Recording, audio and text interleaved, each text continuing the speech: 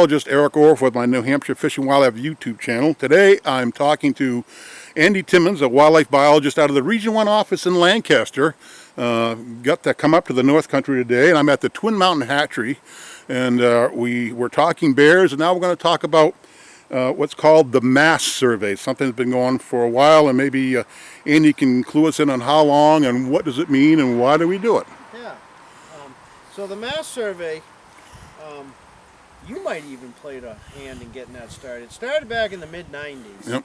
I think you were certainly involved. I think Mark Ellingwood was involved. Lanier, I think. Yeah, and it started out looking at probably just like oak and some of the more prominent food sources. Yeah, it was white oak, for me, it was white oak, red oak, and beech down in Region 3. Right. So we've done these surveys a couple different ways over the years, but basically what we do, it's a very qualitative survey more than quantitative. We ask department biologists, and there's foresters that participate, and there's even quite a few volunteers now that participate. Nice. And basically we're assessing about 11 different species, and we assess them by wildlife management unit. And we ask people to rate their observations, for a given species, say blueberry. Rate it from a very poor crop, from a 0 to a 10, and use that as a scale to signify abundance. And if you and I looked at the same group of trees, we would probably differ a little in what we assessed it. But all in all, we probably, when you look at the scores statewide, most people are about in the same ballpark. If it's a good oak year, people are going to be anywhere from a 7 to a 10, and that's good enough. So I will say about these. So the reason we're doing these mass surveys is for a couple of reasons. One, it really helps us interpret harvest data, harvest trends and population trends that we see in critters. It all comes back to food. So it helps in that regard. It helps us predict what harvest levels are going to be. I mean, we can do mass surveys in the summer and have a pretty good idea what the fall bear harvest is going to look like just from experience based on different food levels. I will also say that it's become a very sought after piece of data set. Really? A lot of universities, a lot of people doing particularly bird surveys, near tropical migrant type bird surveys. It's one of the pieces, it's a data set that I share more than anything else. Really? And it's pretty neat. So it's a statewide effort. It's department biologists as well as volunteers and foresters, and if there's anybody listening that wants to participate, you can reach out to me, and I can send you the information. But we always, the more observations the better, so the more people we can have out assessing mast, the better. Citizen volunteers, that's what makes the department run. And we have 600 hunter education and hunter and trapper and archery instructors. I mean, fishing game does not run without our volunteers. And you can ask the COs about the volunteers that lug people off these mountains. So they are critical for fishing game's operation. It is. And Katie Callahan, who's with the department, set up an electronic mass survey form. Okay. And I can share that link with people. Nice. It allows you to be out in the field with your phone. It'll locate where you are. Wow. You can enter your data there, and it all gets uploaded. Imagine that. Pretty neat. So yeah, we're always looking for people out to assess mast. And, I did the trappers for many years. The trapper report, every licensed trapper must report. And for many years, I don't know if it's still going on the back of the report, it was voluntary. Yeah. But I had from, berries and nuts to mice and marten and what they saw for diseases. And they did that for decades. And I'm sorry to say I didn't do a lot with it other than, look at it and try to make some inferences, but I never really put it into a database. I don't know if they still have those forms or not, but they're all there for decades. They were stored at the Region 3 office. I don't know if they're still there, but so the trappers, they have such a keen eye. They know if there's more mice one year than last year, and more red squirrels, and so many of these people that are out in the woods now really are paying attention, and they have some valuable information for us. Absolutely. So the species we assess are oak. We group red and white oak together. Most of the state is red oak we're talking about. All right. So oak, beech, apples, mountain ash, beaked hazelnut, blueberries, raspberries, blackberries, chokecherry, and then we also collect information on cones. Okay. Bears aren't eating cones, but that's helpful for a lot of different bird species as well as small mammals and all. That's So amazing. we have cone data as well.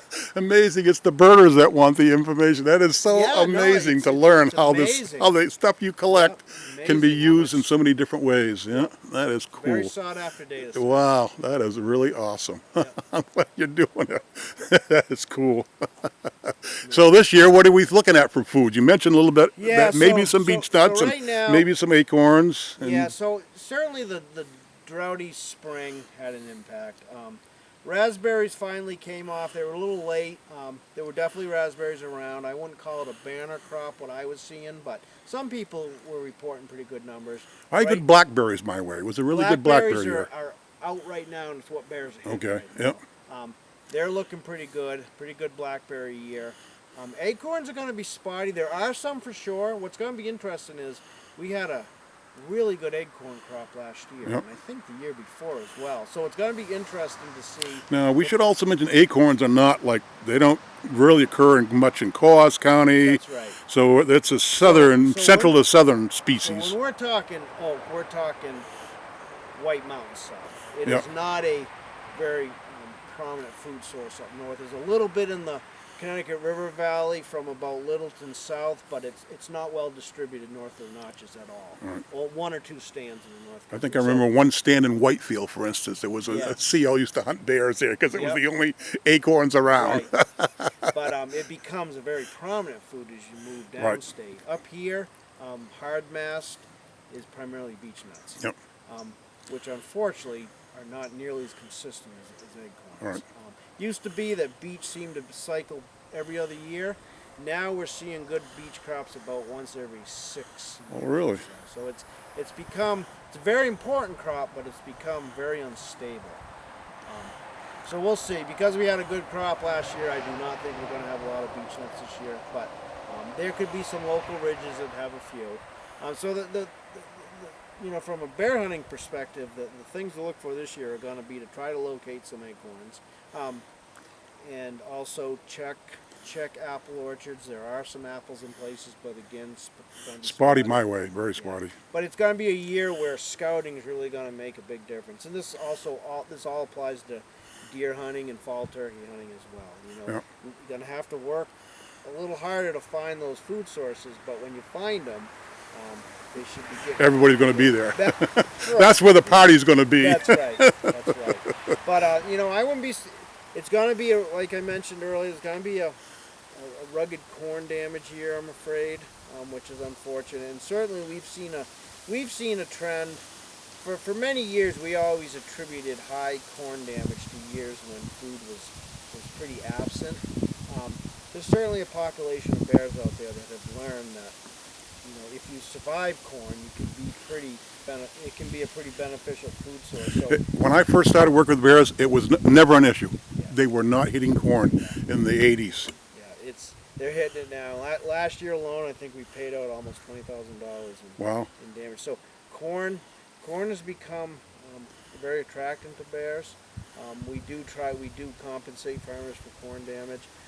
We do a lot of fencing around corn. We're really trying to minimize those impacts, but it becomes impossible to fence Right. large cornfields. Oh, yeah. So it's one of our challenges we face. But point being is we're certainly see bears gravitate to corn to some degree, regardless of how much natural food is there. Okay. It's just it's a highly sought after food that they're going to take advantage of. Do you still have the question on the bear kill report? What was the bear feeding on when killed? We do. Yep, still tracking That, it. it used to be an apple year was the odd year because the apple was APPLE $5, so the odd year was the apple year, the even year was the beech year, Yep. year after decade, and some of the answers you got, on the, cough drops and my fellow hunter.